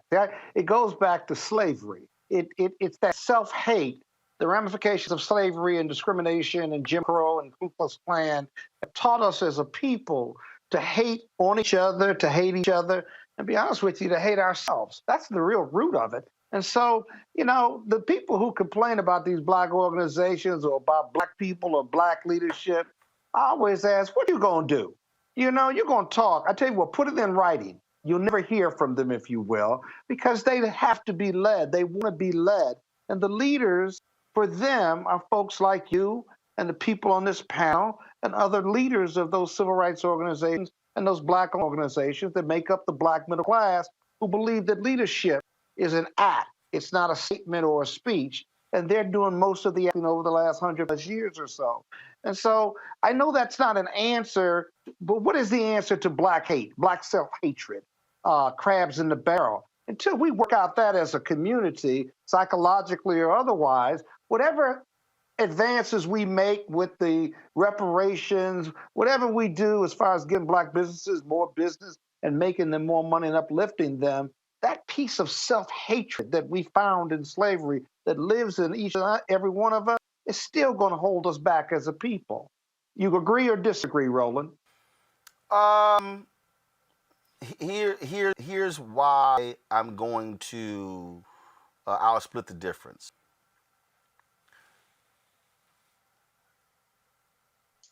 At some point, someone has to acknowledge their own sheer stupidity. At some point, someone has to say, you know what? I'm just tired of being dumb. Right. And so, like, I'm looking for the comment. And ignorant. I'm looking for the comment. Some fool. I'm really looking for it, and it's got like we need to get rid of NAACP and something new. But what y'all at? First of all, let me just unpack that level of stupidity. No, maybe what needs to happen, and I'm really looking for the person. Y'all, I ain't even looking up at the camera. I'm really looking for the person name because I just want to name check that ignorant ass. And the reason I want to name check them because are you even a member? See, when somebody says they ain't doing anything, so have you joined? Have you brought others over to take over a chapter? Right. And then take over the state branch? And then take over the region? And then change the country? I've done that. I've done that in organizations where I've literally taken over. See, that's the thing. That's the problem with me. So folk want to say, start new. Okay. Start it. You started. Where's the meeting? Right. Where's the meeting? Where's the meeting? See, it's harder to actually say, how can I take over something that's existing? I'm gonna tell you. I told y'all, I didn't want to start Martin Unfiltered by myself. I really did not want to start this show from the ground up. I did not want to have to bootstrap it. I didn't want to. So I went. I talked to Essence, Ebony, and The Source, Black Enterprise, Urban One, Radio One, BT, Byron Allen, Blavity. I talked to all of them. Nobody wanted to partner. So I'm like, all right, I'm gonna go ahead and do it. So that's the piece. I tried to join something existing and bring my talents and expertise to it to say, this is what we could create. Folk didn't want to do nothing. So I said, all right, I'm gonna go do this myself. But when we're talking about organizational infrastructure, you just can't recreate 100 years of history that has relationships and alliances and things along those lines. That, to me, is what we have to understand. And I just think that we are living in a moment where we can no longer just allow usual talk. We've got to support people who are literally saying, we're not going to just waste our time talking. We're going to move the ball forward. Joining me right now is a couple of folks. Michael Killer Mike Grill as and Tillman Cherry. She is the Chief Compliance and Risk Officer. Glad to have both of y'all with us. Mike, I'm going to start with you. And I just throw out this way what I was talking about. I just really get tired of black folks who bitch and moan about what we need, what ain't happening, who ain't doing this, who ain't doing that. Somebody need to do this, somebody need to do this. Y'all have done this. Well, hell, we ain't just going to keep waiting on somebody else. We're going to do it. And that's what y'all created. Yeah, we can you hear me? Yeah, we got you. Go ahead. We got you. Well, I think it's important, first of all, let's acknowledge that Greenwood was a part of Tulsa, Oklahoma that existed. It was by black for blacks. It was that way. The segregation and apartheid of what they call Jim Crow did not allow for us to be fully a part of this country, in the way we deserve to be. So we created our own. And because of that, terrorism, and aligned with the government at that point, destroyed that part of town. Greenwood is a spirit of black self-reliance. And it not only helps our community, it helps the greater community through helping the unbanked get banked, whether that's black or Latino X or poor working class white folk. It helps take your checks out of the liquor store hands, out of the check cashing places, and out of the places that are predatory lenders, and it allows you to start banking. Greenwood as a community was resilient and self-reliant, and this banking platform is welcome, but it is definitely for black people and it's for the unbanked. So I'm happy to be a part of it. I'm happy to be a part of this banking platform that is going to help us radically change poor and working class people's lives in this country. Lynn, explain to folk exactly what it is, because some might think, okay, this is a physical bank. Lynn, they might think you're going to be building buildings around the country. So for the folk who have not heard about Greenwood, explain, Lynn, exactly what is it? Sure. Thanks, Roland, for me on. Greenwood is a digital bank, which means there will be no brick and mortar branches. Those are essentially faux pas at this point in COVID time and the digital advancement that is occurring globally. Digital is the way to go. People have more efficiency entering at their convenience 24/7, 365 without having to depend on a branch being open. We can deliver the same plus additional service that would not be available in a branch. And when we talk about a digital branch, what are the services, Michael? And so, what will people be able to do? Is it a banking card? Is it a card? Or can they make deposits, withdrawals? So what are the banking services for them? So the banking services are held in your hand traditionally like a regular bank, right? So most 65% of people are banking now on their hand. My 13-year-old daughter banks on her hand. What we have, and when I say on her hand, it's on her phone. My wife checks our accounts on her phone. So you're going to be able to have a traditional account. You're going to be able to make deposits. You're going to be able to draw. We are partnering with other banks, black and large banks, to be able to make sure that your deposits are covered. Beyond that, though, what Greenwood gives you the ability to do is, instead of having to say, when I worked at AutoZone, I made about $200 a week. When I would cash my check for a month, when I had lost the bank account for a month, my check went from me being able to cash my check at about $200 and have $200 in my account to having to go to a liquor store. That liquor store took 20% of what I cashed my check for. So that means instead of having $200 and being able to save 40 or pay for my daughter's nursery or things of that nature, I now had 160 to try to work with. That crippled me for a month. So imagine having to live like that a year, 2, 3 years.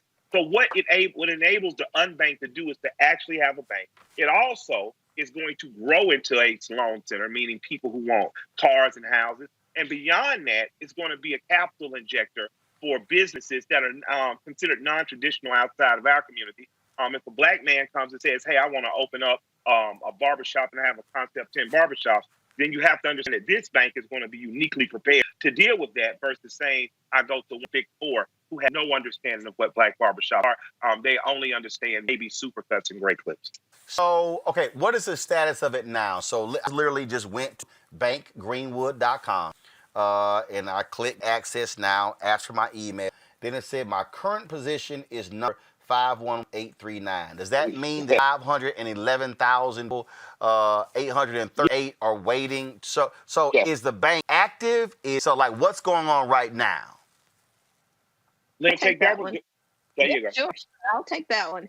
So because there is a perception in our community that if Black people are attached to something, it won't be right, we are making absolutely sure it's right. We are building the best product that we can put into the market. We want to be the example for any who follow.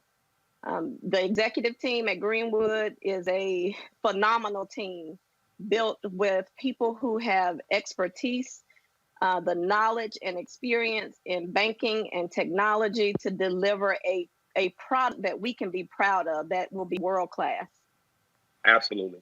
So here, right here says full service digital banking in your hands, digital spending accounts, Apple and Android, peer-to-peer transfers, mobile banking, 2 daily pay, no hidden mobile ATM network, community reinvestment. Okay, so when I popped on as I own this media company, a Black business, and again, you have folks who obviously depend upon deposits, and so. I was sitting here like, okay, let me go on. I want to be able to say, fine, we're going to open a $25,000 account on Greenwood. When? What's your plan? Yep. When do you plan for folks to be able to like what's your timing? Yep. So we are planning the launch for the first half of this year. We know people are getting a bit tired of waiting. Again, in order for the best product to market, right? Unfortunately, there's time involved in that. You don't get a second chance to make an impression. So if it's garbage that comes out, we will never redeem ourselves, and we are not going to. We're not going to absorb that reputational risk. It has to be right. Michael, are you surprised? Were you surprised that like this popped on that 511,000 people have already signed up and are waiting for information? I'm more surprised we don't have 1 million yet. I so appreciate the 500,000 people that have signed on. I appreciate them not only for signing on and having faith in the process, I appreciate them because they understand that if I can wait to get in the club for NBA All-Star, if I can wait to get in the club for Super Bowl, if I can wait on freedom, which we've been promised is coming, in 57 years of freedom, we still haven't got it yet, I can wait on a banking platform that is designed for me by people like me. So I appreciate the 500,000 that are waiting. And what I appreciate more is the next 500,000 and 500,000 that are going to come after that, because the first 500,000 are truly pioneers and innovators. Just like we built Chime, just like we built Apple Pay, just like we have built Twitter, just like we have built Instagram and now Clubhouse, Black people's influence and dollars has the ability to build damn near any institution in this country. And we're going to prove that so with this. And I appreciate the 500,000, including you, that are on board, and we're going to march forward and victoriously when the doors open. So the thing, and look, I totally get the point about Lynn, about the point about, in terms of wanting to how it look and how it works and operational. Because look, I mean, the same thing when we did this show. There are people. I had somebody. It was quite interesting. I had a brother who said, "Damn, man, your show looked good." Come on, Roland. And I went. They thought you was gonna lose the ascot. They thought you was gonna lose the pepper, man. No, sir. And I was like, what were y'all thinking? And in fact, I was on a panel. This is 100% story. I was on a panel. Procter & Gamble invited me. Speaking at Procter & Gamble, you got the advertising. Procter & Gamble invited me to be on a panel, and it was around the commercial they did called The Talk. And it was at the National Underground Museum in Cincinnati. So on this panel, and this young brother, I think he owned a barbershop, and I understood his heart. He said, y'all, we got to support Roland Martin Unfiltered. He said, it may not look as good as CNN. And I went, wait a goddamn minute. Come on now, talk to him. And I said, bro, hold up. Bro, no, I said, my shit look good. Come on. And I had to, and so for the people who are watching, I need y'all to understand what Michael is saying, what Lynn is saying, because here's the reality. I said, no, bro, my graphics good. I said, we got 4K cameras, body cameras, we got lighting. I said, we got 65-inch monitors behind. So we go put on a professional product because the reality is this to what you're saying, Lynn, and this is just real. We were just talking about this with my panel, is that the psychological self-hate of black folks is that, man, that shit don't look good. It look raggedy. Well, you know, it is black. And we literally have to overcome that in our presentation, because if it does not look as equal, as slick, as professional, as on point, black folks will rip it apart and will bypass bugs of somebody else, but then hold us to a higher standard. So I totally understand exactly what you're talking about. Exactly. It's like Franz Fanon, Wretched of the Earth. It's like Franz Fanon, Wretched of the Earth. You have been trained not to trust yourselves, and we are here to help you get on the pathway. That doesn't mean we fix everything. It means we do our little part. Because if all of us do a little, no one has to do a lot. And let me tell you one of the littles I'm most proud of with Greenwood. You were talking about the NAACP before you got to us. I tell people oftentimes, there's nothing wrong with starting your new organization, nothing wrong with plan and strategize and organize and mobilize something new. But do not abandon the 100-year banks like Citizens Trust that have brought you here. Just like you support the new Greenwoods. Do not abandon the NAACP that have brought you here, no matter what you create new. With that lawsuit the NAACP is bringing up, it really shows you the power of that org. Well, with Greenwood, when you upcharge with your black card from Greenwood, two organizations that benefit directly are the NAACP and the United Negro College Fund. So we get to send more black kids to school to become our financiers, our lawyers, our doctors, our engineers and architects, and then we get to support a 100-year-old organization that now is supporting us as they've coming out and bring a full legal squad out to make sure that suits on our behalf to and against old tyrannical government, leaders of those governments, to get well, then matters of Fulton County's election and others. So banking with Greenwood also supports the NAACP and United College Fund, and I'm very proud of that. Wayne, go ahead. No, I was just going to add that it's not just the look of the product, the look and feel.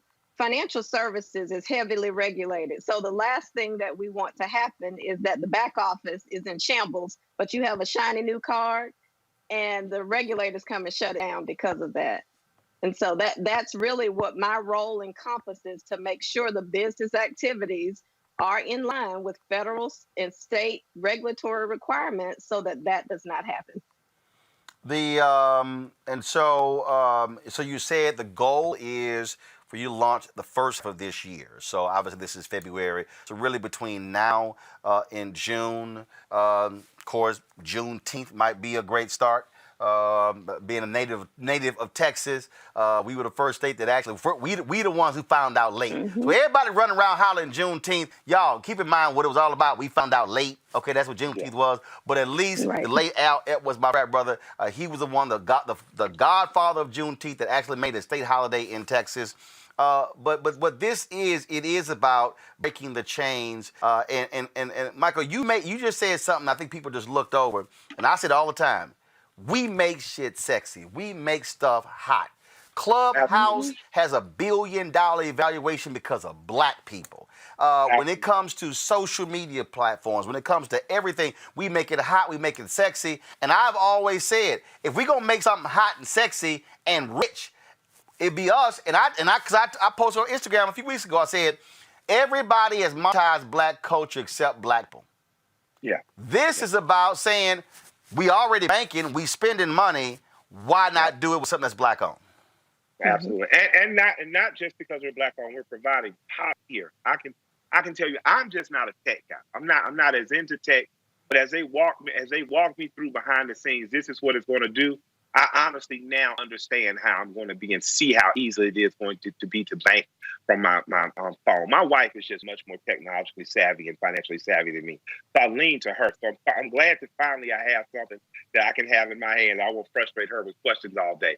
So we're going to bring you top tier. It's going to look good. It's going to feel good. It's going to look cool. But more than that, it's going to give people that deserve to be banked the opportunity to bank without having to jump through the hoops of the big four banks, without being given accounts that will skim, that will take from them like the big four have in the past. And it will make sure that they don't have to live in the desert that is like a food desert and a bank desert. in communities there. So I'm very proud to be associated with the So I got to go ahead because, and I got to throw this out. And I really do, Lynn. I really do a very good job of hating, of ignoring haters, of dismissing trolls. Mm-hmm. But I do sometimes have to smack the shit out of these YouTube historians. And so I was, because we, a couple of months ago, we actually ran a commercial. If y'all can find it, let me know. We ran the commercial. And just for all the people who are watching, when they rolled out Greenwood, they did reach out to us. And we actually ran for 2 weeks their commercial. So they actually were a sponsor. So for everybody out there, when we talk about supporting black, because I know somebody like, Roland, you said you're going to sit here and deposit money in the county of Greenwood. Well, they're going to support you. They already have, y'all. So y'all need to understand that the check actually cleared, so don't even try to front. But Lynn, I see the folk out here. Greenwood is not a bank.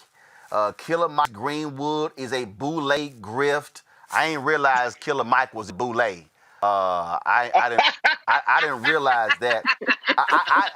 Killer Mike, I didn't see your name on the list. I mean, me and Scott Bolden, we in, but so Scott, first of all, I guarantee y'all Killer Mike ain't in the boule because you gotta wear matter of fact, I almost didn't get in because I had my ascot on at the initiation, and it's mandatory you gotta wear a bow tie. And they almost didn't let me in because I ain't have a bow tie on. So I'm like, y'all, Killer Mike ain't gonna be in no bow tie. So I'm just letting y'all know that. If I'm in a bow tie, it's because I met with Mr. Farrakhan that day, and he's telling me to email. I'm not.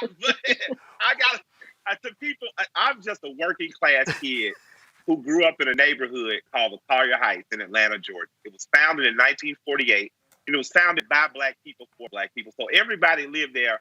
Regular working class Black folks like my grandparents, to Cynthia and Billy McKinney, to Martin Luther King's parents, to Herman Russell. So I got a chance to see people who were members of the Jack and Jill's Club and people who were influential and powerful in Atlanta. I certainly was just a smart kid who was a blue-collar kid. And what I was smart enough to know that my grandparents' way of life was right. At 5 years old, my grandparents took me and my sisters to start bank accounts with Citizens Trust. I've had numerous Black bank accounts through my life. At 8 years old, my grandparents bought stock from me in Coca-Cola and Delta. So what I am is a product of a man and woman who grew up in the rural South, who understood that if I don't take care of myself and my coin, then no one else is going to take care of me. Mm-hmm. I am not a product of the boule. I'm a product of Tuskegee, Alabama, and Edenton, Georgia, and two grandparents that made sure that I acted as a responsible Black man, that I married a Black woman, and I created a legacy with Black children and family. I absolutely am that. I have joined no fraternity or social clubs, even though I know a lot of homeboys that are Qs and Kappas and Alphas and even Crips and Bloods. I have joined nothing. And guess what? Bottom line is we need our institutions to do stuff. But Lynn, speak to that, whoever this fool is. And first of all, they really don't matter to me because they video got 15 views. Okay. I mean, I get 3,000 dancing on Periscope in the car. But I do want you to answer that when somebody hollers, Greenwood is not a bank, it's not a real bank, it's not real. How do you answer that? Well, my answer to that would be, what have real banks done for you to this point? Tell me. Greenwood is not brick and mortar. The building means nothing.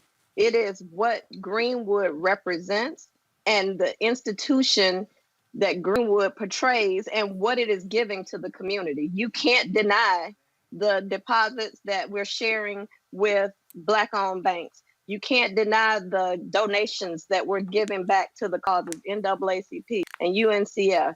So help me define what a bank is. It is not the Webster Dictionary definition. Absolutely. And the last point here, Mike, that people have to understand is we're now operating in different. I use Square. I was just talking about people who want to support the show, support us via Cash App, PayPal, Zelle, Venmo. Yeah. Those are all financial instruments that have completely changed the game. It used to be, if my mama called me and like I get those calls, hey, the AC unit went out. 10 years ago, I had to sit here, go to their bank, go make a deposit, the money show up the next day, and then I got to get there before 2 p.m., or I can do a transfer. Hell, now I'm like, who you paying? They got Cash App. I can send them the $500,000. Done. I mean, so this idea of, oh, it's not a bank. Hell, people tell me, we'll get you a TV show. You can watch my ass on YouTube on your TV. That's a TV show. It's a show on a TV. Yes. Funny story. I was amazed the first time I saw somebody buy a bundle and pay for lap dances with a PayPal account. So one of the dancers, she said, Mike, I signed up in the Blue Flame. Shout out to the Blue Flame and Mike Potato. Black on right there in Curry Heights. But one of the dancers said, Mike, I can't wait for y'all to open up Greenwood. Because that way they can just send it to my card. I'm tired of picking up money off the floor. And I said, boy, liberation coming in a lot of different forms. Look, I'm about to end the show. My barber literally is downstairs. He got rid of his shop. He now comes to you. For the last 4 years, I'm like, Dave, dog, I'm tired of having to go to ATM to get some cash for your ass. I'm like, Dave, I need you to get Cash App or something. I said, bro, I'm sitting there driving like, damn, cause I don't carry cash. I'm like, We're gonna have them back in Greenwood. Dave, we want you at Greenwood. That way we pay it electronically, and we definitely curbing Corona. He just got Cash App 2 months ago. I was like, praise the Lord. I said, otherwise I gotta be running around like a crackhead looking for an ATM. Lynn and Killermike, I appreciate it. Thank you so very much. Y'all, greenwoodbank.com. And I'm going to end the show. We're going to play the commercial again. This is a freebie. So, again, this is a freebie for y'all. I'll hook y'all up. But, Mike, as well as Lynn, I appreciate it. Thanks a lot. All right. Thanks, Roland. Bye-bye. All right, y'all. This is the commercial that we ran a couple months ago announcing the launch of Greenwood Bank. Watch this. Black self-reliance. It's central to our legacy. From inventions we use every single day to Silicon Valley or the Silicon Savannah. Black innovation has always made this world a better place. Greenwood's namesake? Founded in 1906. Built directly from the intelligence and discipline of Black dreamers. Looking to create a safe, productive, self-sufficient society. Looking for real freedom. So they built it. Imagine a Black neighborhood with its own transportation systems. Its own grocery stores, cafes, hotels, barbershops, banks, doctor's offices, newspapers, and schools. A Black economy so rich that the dollar circulated 36 times within the community before leaving it. Whether you had a little or a lot, your Black dollars had an impact. You know, the year 2021 is going to mark 100 years since the lives and life's work of the Greenwood community was violently destroyed. But that still hasn't stopped us. Black ingenuity has continued to astonish and inspire the world. So what are we going to do? Grow with it or keep giving it away? There's no question that Black and brown people have laid the foundations of this nation. We have never participated fully in the green. We think if we can get some of that money to you, you will know what to do with it. Today's Greenwood is a coalition of everyday people. Citizens, entrepreneurs, entertainers, politicians coming together with a singular mission, strengthening and circulating the Black dollar, using the same savings and community reinvestment strategies of our ancestors to shrink the Black wealth gap. We've all heard the phrase, a rising tide lifts all boats. Well, we're rising now. Are you ready to live out your ancestors' wildest dreams? I know we are. And that's what Greenwood is ready to share with you. All right, that's it, folks, for us. I was going to get the crazy-ass white person, but I don't want to do that. But, Robert, I do want to just get you to weigh in. I mean, this is what this is about, is using what was at our fingertips. We were already doing it. We're using the instruments. It's a matter of us saying, now we can use it ourselves. Use it for us, by us.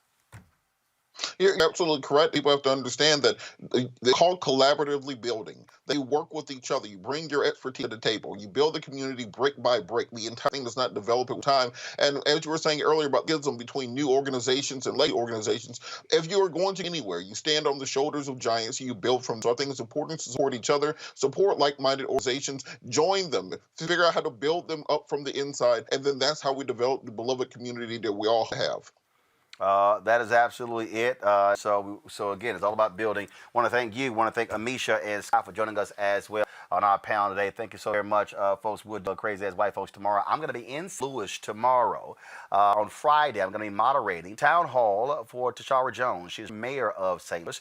While we're there, we're going to be doing interviews with Kim Gardner, Wesley Bell, both cuties there. In addition, talking with Michael McMillan, Urban League there, and my man Tef Poe. So we're really looking forward to all that in St. Louis. And folks, if y'all want to support what we do, Black-owned shows, speak to our issues, having that kind of conversation we did on Greenwood Bank, please support us. Cash App, $RM Unfiltered, PayPal.me / Martin Unfiltered, and then Venmo.com. 1 second. Folks text me, Larry doing this. And so / Unfiltered, Zelle, Roland at RolandSMartin.com. So we're certainly shaded. Let me do this here. Let me try to find it. Let's see here. I'm going to read some names of some who supported us. You've been blowing it up, so let's go ahead and do this right now. If can, Keenan putting together our list. Porters, folks been sending in, you name it, y'all have been doing it. Y'all have been great job. A lot of you have also been supporting us on Zelle as well. Appreciate that. I'm just looking at names right now. Let's see here. Second, give me a second, because I am backed up with. Want to go ahead and knock some of these. If we find, all right, I can't find the names right. I'll have it tomorrow. Let me do this here. So, a lot of y'all out there support y'all rock the Roland Martin Unfair. Man, my man Pope. I saw this on Twitter today. He sent this in saying he got his Roland Martin Unfiltered gear. I said, oh man, check this out. Man looking good in the Roland Martin Unfiltered. Pope Lonergan called himself a Quaker-mentalist. But man, I appreciate Pope. Listen, any of y'all out there who get Roland Martin Unfiltered gear, I want y'all to take a photo and then send it. We will actually show it on the air. We'll show y'all some love if y'all rock the gear. So no matter what it is, take a photo, put it on Instagram, put it on Twitter, Facebook, but send me the link so I can see it, and then we'll show it on the air as well. Tomorrow, I'm going to read all the people who give $50 or more. You get a personal shout out. I'm going to read those on the air tomorrow when I'm broadcasting from St. Louis. All right, y'all. I got to go. All my folks in Texas, y'all stay well, stay safe, stay warm. Check on your neighbors. Let's look after each other. Surely our brother and our keeper. I got to go. All right. Holla!